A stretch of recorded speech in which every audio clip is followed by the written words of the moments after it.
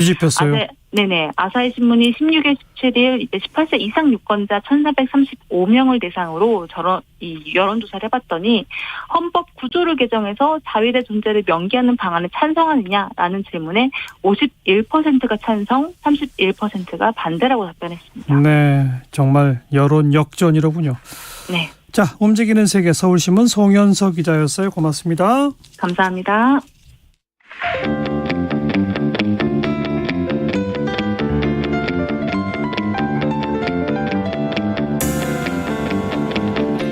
돌아가지 않습니다.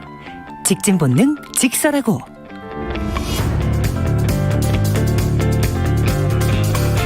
말 돌리지 않습니다. 할 말은 합니다. 직진 본능 직설하고. 인사이트 K의 배종찬 연구소장, 공론센터의 장성철 소장, 두 분 어서 오십시오. 네, 안녕하세요. 안녕하십니까. 네, 어렵사리 국회 원구성 합의를 이루었습니다. 관련해서 국회의장과 여야 원내대표의 목소리 듣고 이야기 나눕니다.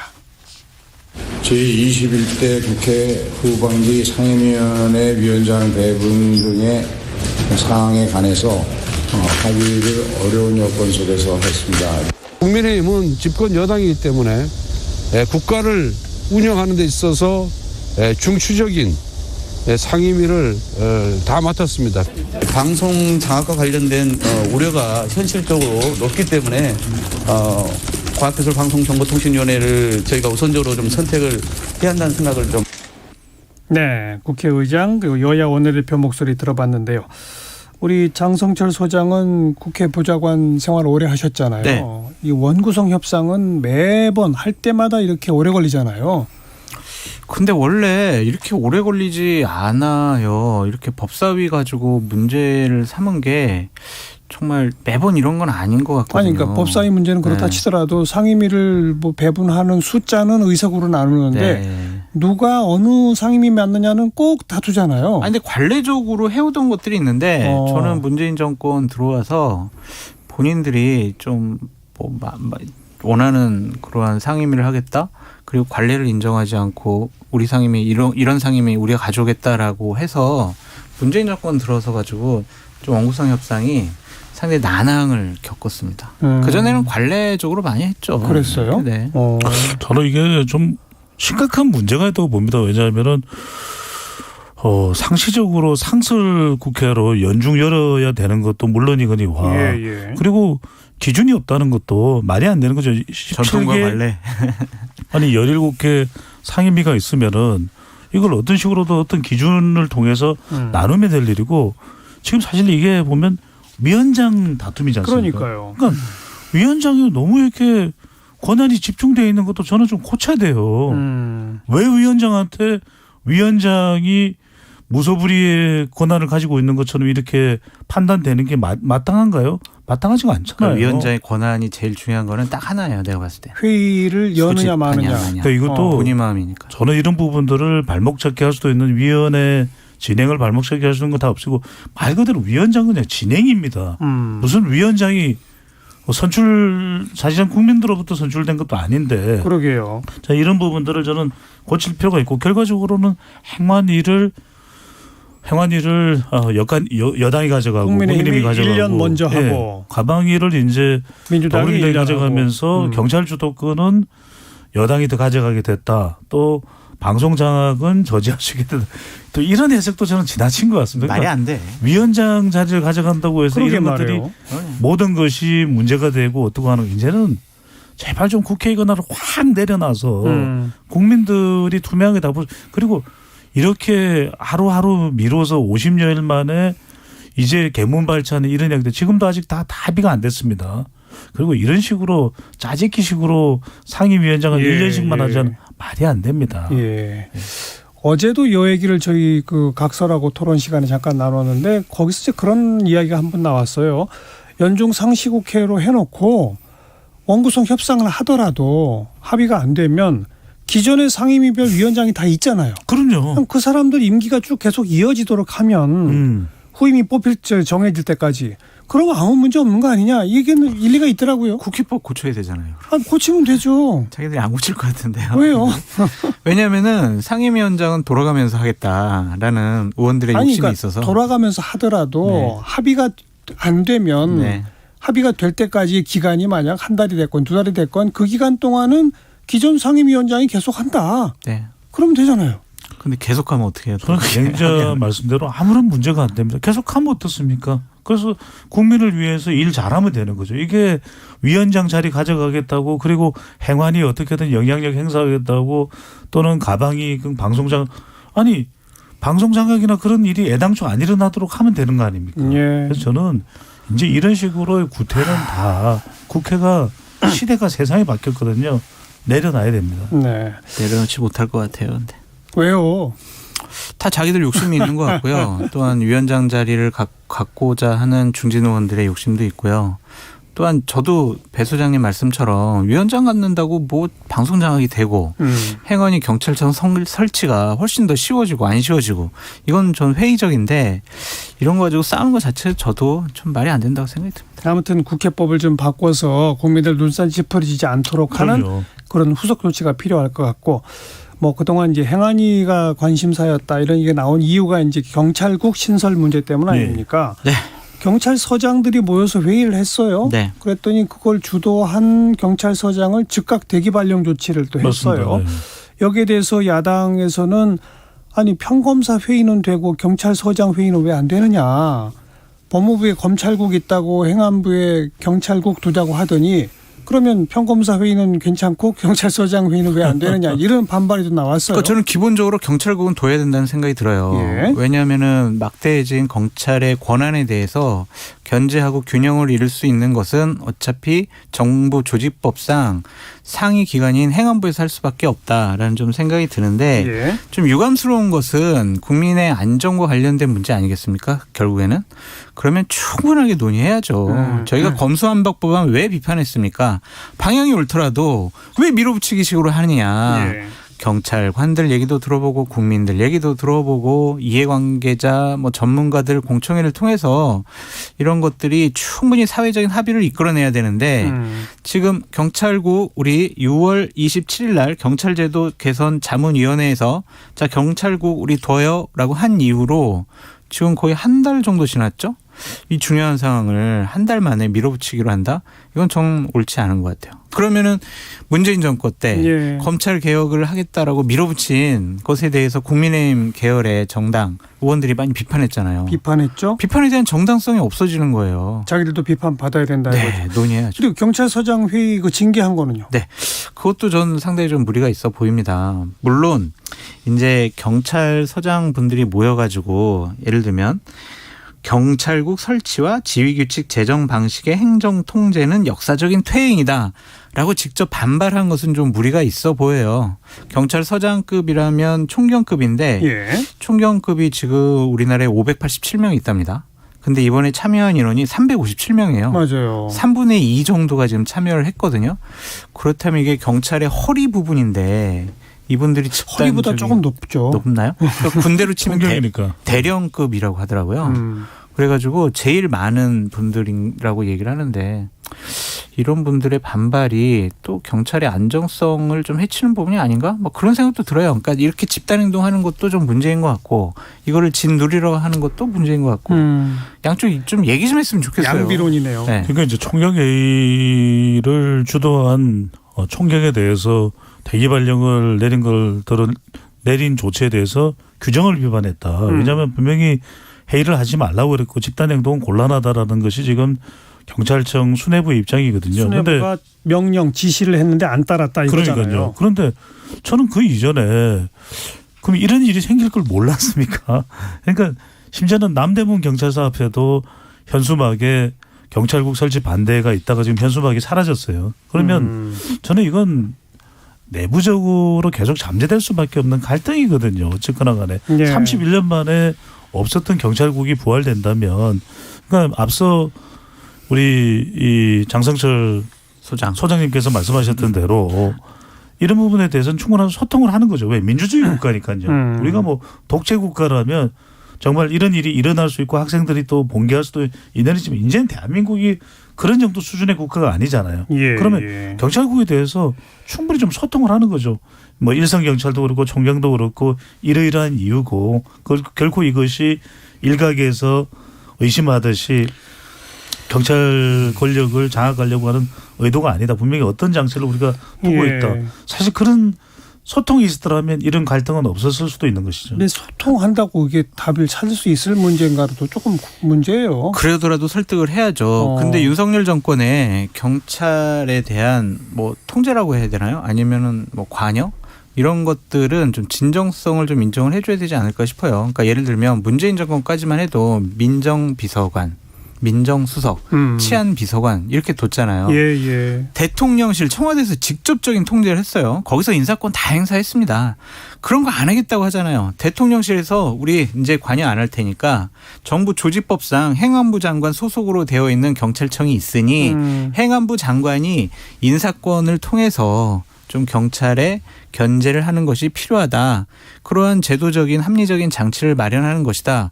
라고 이상민 행안부 장관 계속 얘기하잖아요. 예. 그러니까 이거 충분히 경찰 분들에게도 좀 설득했으면 좋겠어요. 방금 전에 정원진 측에서 소통한다고 해결될 문제냐. 답이 나오겠느냐. 합의가 되겠느냐. 우리는 반드시 답이 나오지 않더라도 끊임없이 그런 노력을 해야 되는 게 민주주의 아닙니까? 그러니까 저는 또 경찰을 통한 경찰을 대상으로 한 소통도 중요합니다. 왜냐하면 이걸 그냥 형식적이라고도 볼 수 있지만 이 과정을 국민들은 보거든요. 그러면 그 과정이 바로 또 국민과의 소통이다.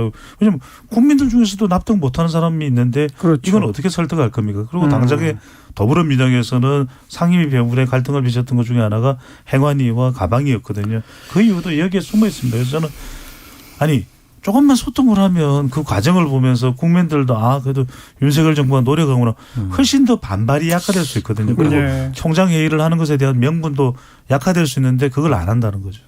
아쉬워요. 진짜. 이거 밀어붙이기식으로 하는 너무 밀어붙이고 서두르는 것 이건 분명히 문제다. 문제죠. 그 지적이로군요. 네. 이제 국회 원구성이 돼서 정상 가동이 되고 이번 주에는 원내대표 교섭단체 대표 연설이 있었고 다음 주에는 이제 대정부 질문이 예상되는데 여야 모두 공격적으로 나오겠다.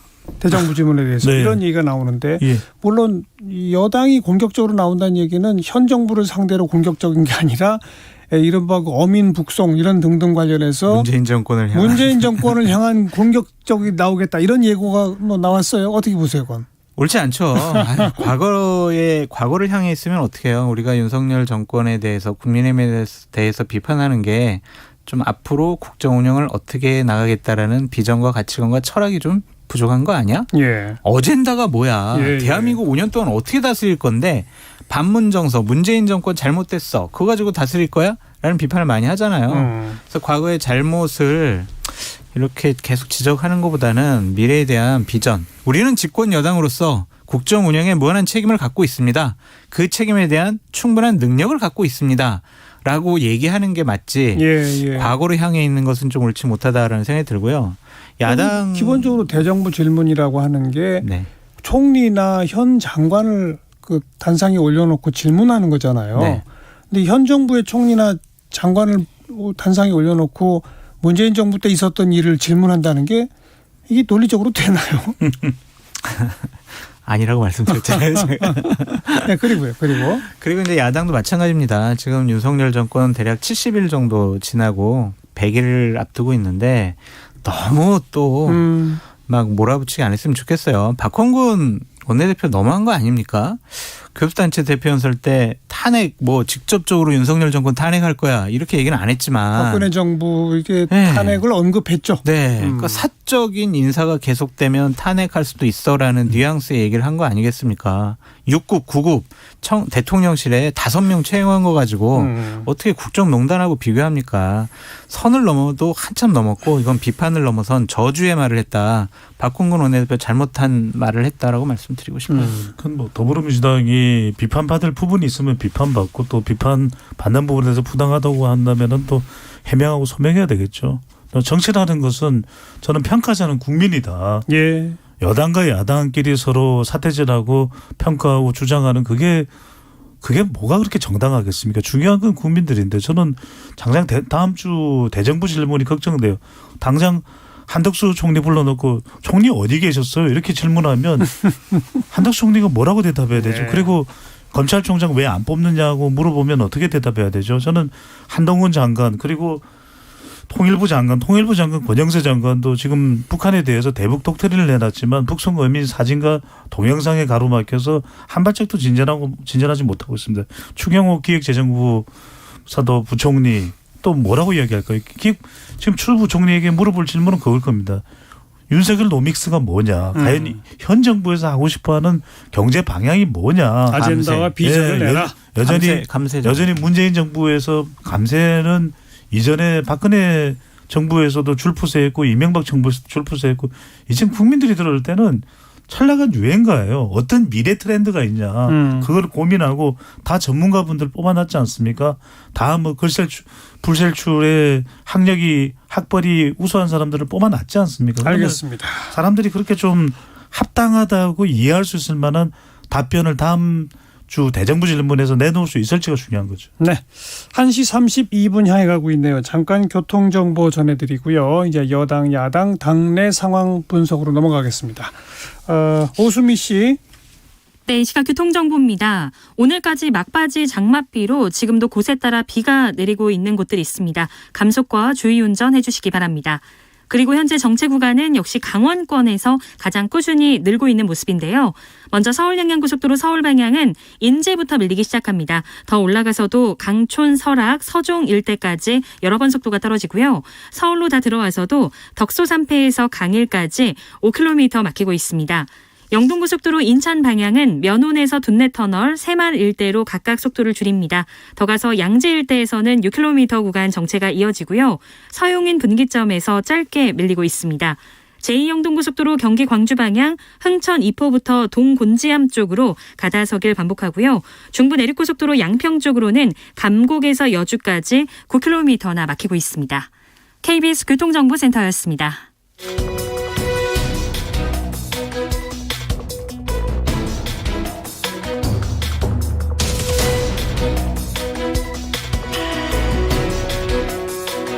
여러분께서는 직진 본능 직설하고를 듣고 계십니다. 정관용의 시사본부 일요일 2부 직진 본능 직설하고 인사이트 K의 배종찬 연구소장, 공론센터의 장성철 소장 두 분과 함께하고 있습니다. 국민의힘 내부에서는 이준석 대표 행보가 지금 이 징계에 대해서 부당하다 항변하는 대신에 전국을 돌며 당원들을 만나고 그러는 사이에 여론조사 결과 차기 당대표로 1등이 계속 나오고 있고 네. 원래는 다음 전당대회에 대표에 안 나선다고 계속 얘기해 왔는데 지금 모양새는 나설 것 같죠? 이런 분위기라면 나가도 본인이 될 거라고 생각을 하면 그러니까요. 나갈 수 있을 것 같고요. 참 아직도 몰라요. 근데 경찰에서 어떻게 판단을 할지 경찰에서 기소를 하게 되면은요 윤리위에서 다시 윤리위원회를 소집을 해서 이준석 대표를 완전히 징계를 할 수밖에 없어요. 예. 6개월 정지가 아니라 그냥 당원권 정지. 그렇기 때문에 그러면은 전당대회 나갈 수가 없죠. 자격이 안 되니까. 경찰이 기소 의견으로 검찰에 보낼 수 있을까요? 검찰이 기소할까요? 두 가지 설이 있어요. 경찰청장은 저번 주에 이거 너무 조사할 게 많아가지고요. 좀 시간이 좀 걸릴 것 같습니다. 라고 얘기를 했지만 흉흉한 소문이 돌고 있어요. 2주 안에 이준석 대표를 경찰에서 기소하겠다는 의견으로 검찰로 넘기겠다. 뭘로 기소를 하느냐. 무고죄다. 그러니까 왜 무고죄냐. 강용석 의원을 명예훼손으로 고발을 했는데 강용석 의원의 명예훼손이 성립이 안 된다. 왜냐. 지금 경찰에 성접대를 받았다는 여성이 진술을 했다. 이러한 또 이상한 회견 소문까지는 좀 나오고 있어요. 그래서 경찰에서 어떤 의견을 내세울지 모르겠지만 이준석 대표의 운명은 경찰 손에 달려 있다라고 말씀드립니다. 저는 그렇게 생각 안 합니다. 지금 안 해요? 이준석 사태와 관련된 부분을 너무나도 정치권에서 잘못 파악을 하고 있다. 이준석 개인의 잘잘못에 대해서는 그거는 법의 심판을 받으면 될 일입니다. 아니면 도덕적 심판을 받으면 될 일인데 지금 국민의힘과 또 국민의힘을 바라보고 있는 정부 또 둘러싼 국민의힘 지지층들이 직시해야 되는 부분은 징계위의 결정이 내려진 배경입니다. 그게 이준석 대표가 지금 받고 있는 혐의와 관련된 문제나 증거인멸 교사 의혹과 관련된 부분일까?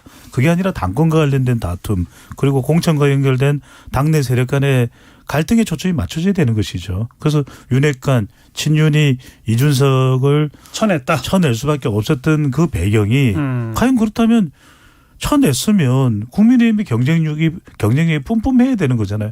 아 정말 이준석을 쳐낼 정도로 그렇게 이 시도를 했던 이 국민의힘 내부의 세력들이 정말 똘똘 뭉쳐서 예. 경쟁력과 당의 내부를 정말 잘 단속을 한다. 이런 평가를 받아야 되는 지금 보십시오. 오히려 뭐 권성동, 장제원 싸운다 뭐 이러고 있잖아요. 심지어는 권장이냐. 예. 김장이냐. 김기현 장제원입니다. 그다음에는 간장이냐.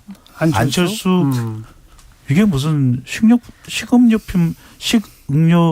가게입니까? 그러니까 저는 이런 식의 우스갯거리가 돼서는 안 된다는 거죠. 지지율도 지금 대통령의 지지율이 하락하고 있을 때 곤두박질 치면 이것을 추슬려서 끌어올려야 되는 것이 국민의힘 내의 집권 여당의 역할이거든요. 전혀 그렇지 못하다. 지금 이준석 대표가 왜 전국 투어 준석 대장정 또 공개 자맹인데 공개예요.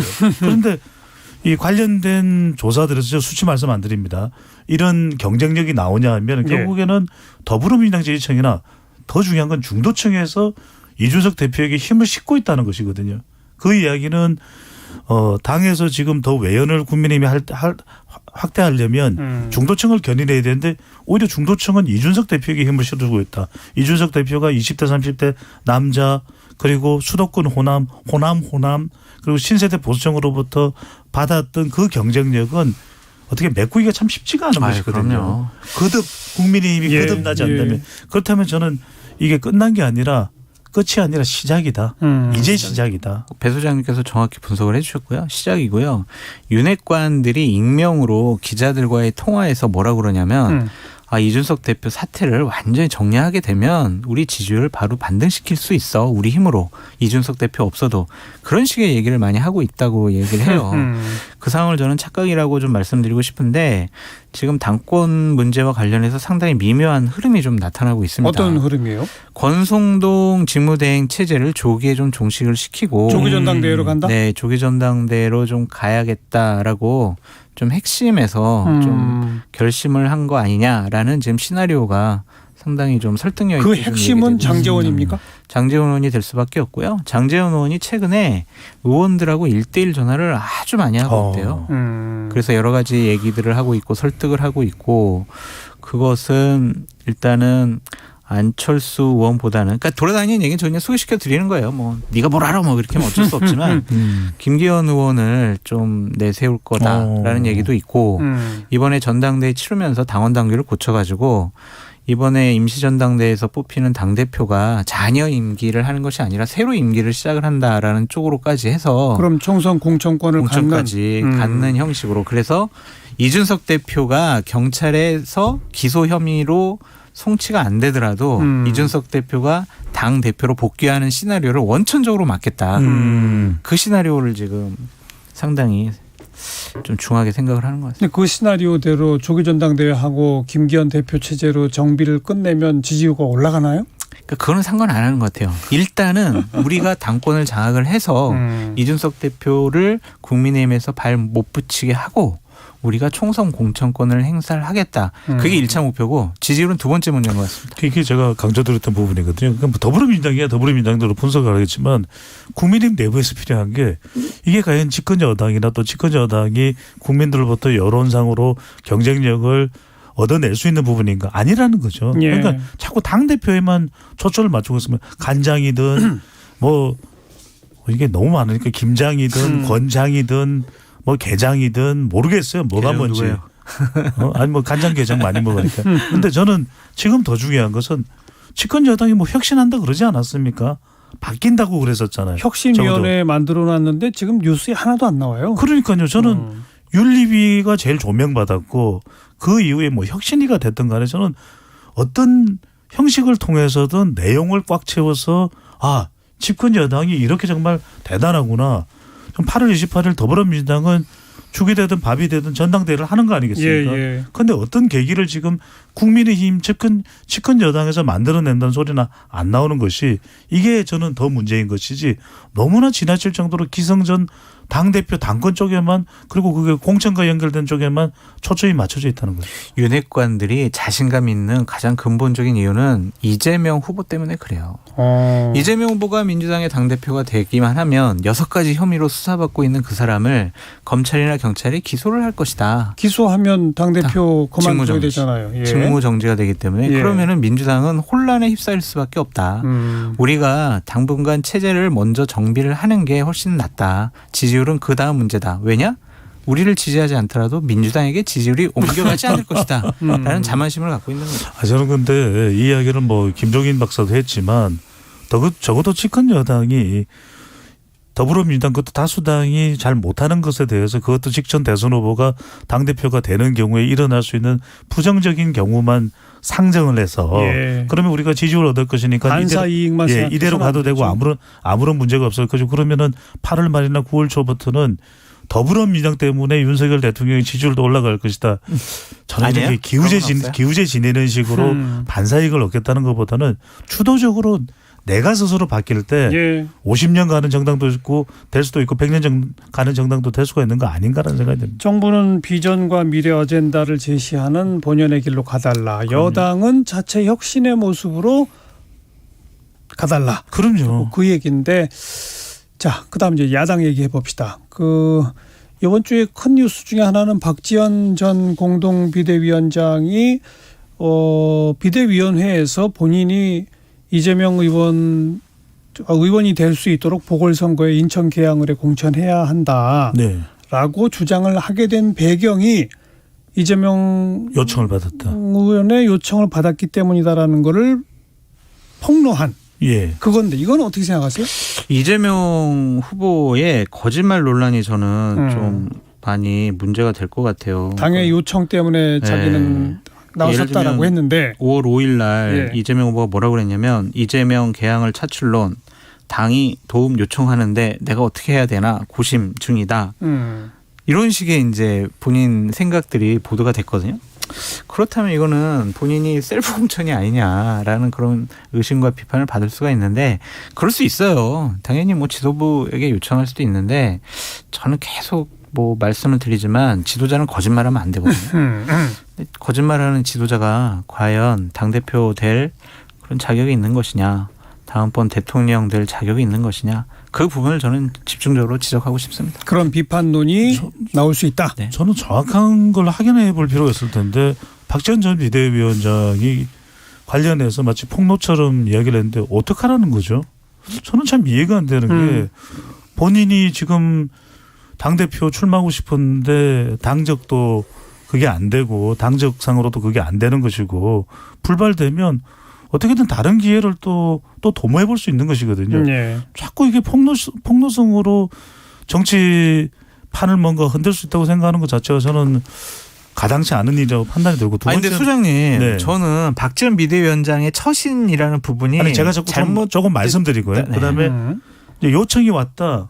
요청이 왔는지 안 왔는지는 모르겠어요. 확인해 봐야 되겠죠. 그런데 저는 여기서 더 중요한 게 그러면 당이 요청을 했는데 말 그대로 합당치가 않다면 거절하면 되잖아요. 그런데 더 중요한 건 그때 이재명 의원이라도 나서지 않으면 우리 지방선거 큰일 나게 생겼다라고 이야기한 쪽은 누구였죠? 당이었어요. 그리고 더불어민주당 지지층에서는 이재명 의원이 나서야 된다는 것이 압도적으로 높았거든요.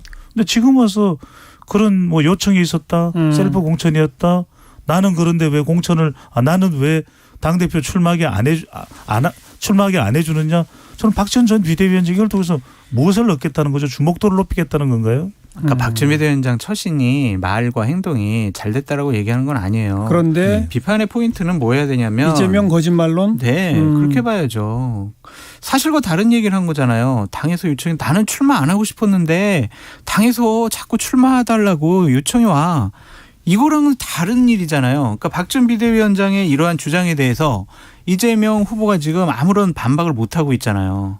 그럼 우리는 이것이 사실이다라고 생각할 수밖에 없다. 그렇게 앞과 뒤가 다른 부분에 대해서는 우리가 문제를 짚고 넘어가야 된다. 근데 실제로 그 배정찬 소장은 네. 그 당시 당심이 박지원 공천이었던 거는 사실 아니냐 또 그 말을 하는 거죠. 그리고 그렇게 부추겼다니까요. 아니 근데 이재명 장 후보가. 소장님 말씀이 맞아요. 그때 어느 누군들 대선에서 패배하고 지방선거에서 그것도 송영길 서울시장 전 서울시장 후보가 비워놓은 그 지역구를 파고들기는 건 참 부담스러운 일이거든요. 그리고 지방선거 잘 된다는 보장도 없는 것이고 그런데 당에서 이런 요구가 있다는 걸 알았을 때 그러면은 책임이 있는 이재명 의원이 그래도 본인이 공천받기 위해서는 요청을 할 일도 있을 수도 있어요. 네. 그래서 저는 그런 부분이 문제가 있다면 지적을 해도 좋다 이거예요. 그러면은 뭐 이재명 의원의 해명을 더 들어봐야 되겠죠. 당대표 이제 출마하기 때문에. 근데 저는 이제 박지원 전 그래서 어쩌라는 거죠. 그래서 어쩌라는 거냐? 그러면 이재명 의원의 사과를 듣겠다는 뜻인 건지. 아니 그러니까 박지원 전 비대위원장이 지금 전당대회에 영향을 미치고자 하는 목표 의식으로 말한 거겠죠. 그 이유를 잘 모르겠어요. 그러면 이재명 의원을 거짓말쟁이 만들었을 때 박지원 전 비대위원장이 얻는 효과는 무엇인지를. 그러니까 본인이 비대위원장 시절에 있었던 얘기들을 이제 끝나고 나서 폭로하는 거는 저도 적절하지 않은 것 같아요. 선을 넘어선 것 같아요. 그러니까 지금은 제가 봤을 때는 나는 민주당 내의 진영에서 정치를 하기가 힘들어. 그러니까 다른 쪽에 영역을 개척을 해야 되겠어라는 생각 때문에 이러한 일을 하는 것이 아닌가라는 좀 생각이 드는데 적절하지 않은 것 같습니다. 그 컷오프 하게 되면 나머지 2명, 뭐 이재명 의원은 들어가겠죠. 나머지 2명은 누가 유리하다고 합니까? 그래서 이게 조금 바뀌고 있는데 조금 초반의 경우에는 이제 2명의 그러니까 박용진과 박준민이 이제 국민들 여론에서 호의적인 반응을 얻고 있으니까 가능성이 높다고 되는데 이제는 이동학 전 청년위원이 상당히 좀 주목을 받고 있다. 진짜요? 그래. 적어도 다른 색깔이기 때문에 라는 분석이 나오고 있고 오는 28일입니다. 이제 이번 주가 굉장히 중요한데 28일 최고위원도 예비 경선 컷오프로 8명으로 이제 추려지게 되는데 여기도 보면 현역 의원들이 대거 나서고 있거든요. 근데 대체적으로는 이 중앙위원회 구성은 약 500여 명인데 국회의원, 기초단체장, 또 강력단체장, 또 강력의회 의장 이런 이들인데 이들은 대체적으로 좀 500여 명 내에서는 물론 친명도 있지만 반명 정서가 좀 있답니다. 너무 전당대회가 이재명 일색으로 돼서는 안 된다. 어대명 쪽으로 가는 분위기에 대한 경계심이 있어서 우리 최고위원은 이 경계심의 영향을 봐서라도 반명 쪽 현역 의원들이 그래도 많이 좀 발탁되지 않을까. 또 예비 경선으로 걸러지지 않을까. 포함되지 않을까라는 전망을 해봅니다. 그리고 컷오프 이후에 3명 대표의 경우 3명으로 압축되면 이재명을 제외한 나머지 2명이 아예 단일화하자 이런 얘기도 좀 나와 있지 않습니까? 저는 힘들다고 봅니다. 그건 힘들어요? 그건 왜냐하면 우리가 뭐 선거나 전당대회 때 피는 꽃이 뭡니까? 단일화거든요. 해당하 봉숭아 아닙니다. 근데 너무 웃겨요. 근데 단일화를 하는 이유는 뭡니까? 우리 여기 장 선생님 너무 잘 아시다시피 이기고 싶거나 또는 돋보이려고 할 때 주목을 받아서 효과가 있을 때 근데 단일화한다고 해서 어대명인데 이길 수 있나요? 단일화해서 이길 수 없기 때문에 단일화가 안 된다. 돋보이기도 어려운 거죠. 그건 뭐 논리적으로 맞는 얘기네요. 네, 뭐 정확히 분석을 해주셔가지고요. 덧붙일 말은 없는데 일단은 저는 대표 후보로는 이재명 후보. 그다음에 그래도 우리가 요 정도 사람은 있어야 되지 않을까라고 생각해서 박용진 후보가 좀 될 것 같고 또한 중앙위에는 또 서른 의원이 상당히 좀 인기가 좀 많대요. 저는 이 3분 정도 김민석도 있습니다. 저희가 그렇다고요. 이 3분이라고요. 저희가 그렇게 생각한다고요. 장 소장님의 의견을 얘기하는 알겠습니다. 제 의견 존중해 주세요. 예, 자제하겠습니다. 28일 날 예비 경선 결과가 나오죠. 목요일 날. 당대표 최고위원 모두에. 그리고 이제 그 후에 단일화 가능성은 뭐 두 분 다 별로 높지 않다라고 근데 보셨고. 뭐 예를 들면 서른 박용진 이렇게 뭐 두 분이 단일화 한다고 해서 알겠습니다. 강한 시너지 효과 나올까요? 예측이 맞는지 한번 지켜보도록 할게요. 네. 인사이트K의 배종찬 연구소장, 공론센터 장성철 소장과 함께한 직진본능 직설하고 했습니다. 두 분 수고하셨습니다. 감사합니다. 고맙습니다. 산울림이 부르는 너의 의미 잠깐 들으시고요. 저는 또 다음 주 주말에 뵙겠습니다. 안녕히 계세요.